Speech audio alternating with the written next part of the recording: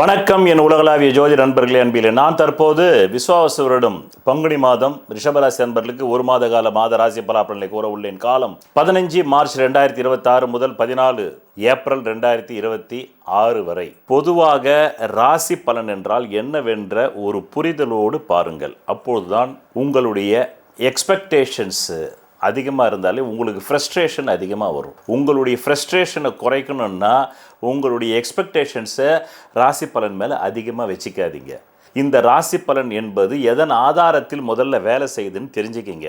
உங்கள் அடிப்படை ஜாதகம் என்னும் சட்டியில் என்ன இருக்குதோ அவ்வளோதான். இந்த மாதம் நடக்கக்கூடாதுன்ற மாதிரி தசாபுக்தி இருந்தால் நான் இங்கே உட்காந்துக்கிட்டு நீங்கள் குபேரன் ஆவீங்கன்னாலும் குபேரன் ஆக மாட்டீங்க. உங்கள் அடிப்படை ஜாதகத்தில் நல்ல ராஜயோக தசாபுக்தி போனால் இங்கே நான் உட்காந்துக்கிட்டு உங்களுக்கு தப்பே நடக்குன்னு சொன்னாலும் தவறுகள் நடக்காது. இதுதான் ராசி பலன். ராசி பலன் சோறாக்க முடியாது, அது ஒரு ஊறுகா. சோறு என்பது உங்கள் அடிப்படை ஜாதகம். உங்கள் அடிப்படை ஜாதகத்தில் என்ன ராஜயோகம் இருக்கோ என்ன யோகம் இருக்குதோ அதுக்கு ஒற்றி தான் நடக்கும். என்ன ரிஷபராசி நண்பர்களே, உங்கள் காட்டில் தான் மழை. யூடியூப்பில் உள்ள அத்தனை சோஷியல் மீடியா ஜோசியர்கள் வார பலன், தினப்பலன், ஹவர் பலன், ஹோரா பலன், எல்லா பலனுக்காரங்களும் உங்களுக்கு தாங்க 12 ராசிலேயே நீங்கள் தான் அதிர்ஷ்டசாலின்னாங்க. அவங்க சொன்னதில் எந்த பொய்யும் இல்லை. இப்போ நீங்கள் ஒரு அனுபவ முடிவுக்கு வந்துடுங்க. உண்மைதான், 30 வருடங்களுக்கு ஒரு முறை தான் சனி வருவார். 11 அதே மாதிரி வந்திருக்காரு. ராகு 10 இருக்கார், 2 குரு இருக்கார்.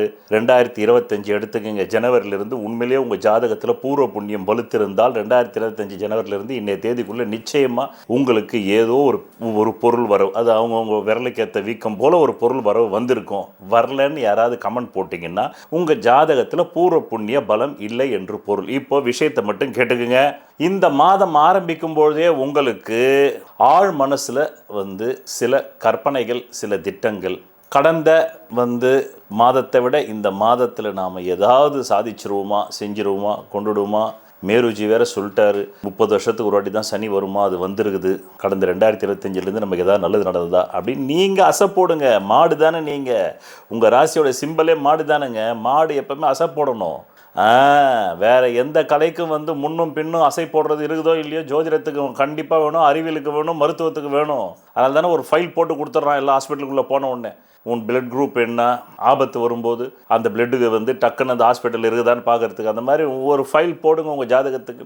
ஏன் நடக்கலைன்னு நீங்கள் தான் ஆராய்ச்சி பண்ணணும். எனக்கு என்ன வலிப்பு இருக்குது உங்கள் ஜாதகத்துக்கு நான் ஆராய்ச்சி பண்ணணும். நீங்கள் ஏன் ஜாதகத்துக்கு நான் ஆராய்ச்சி பண்ணுவேன்? உங்கள் ஜாதகத்துக்கு நீங்கள் தானே பண்ணணும்.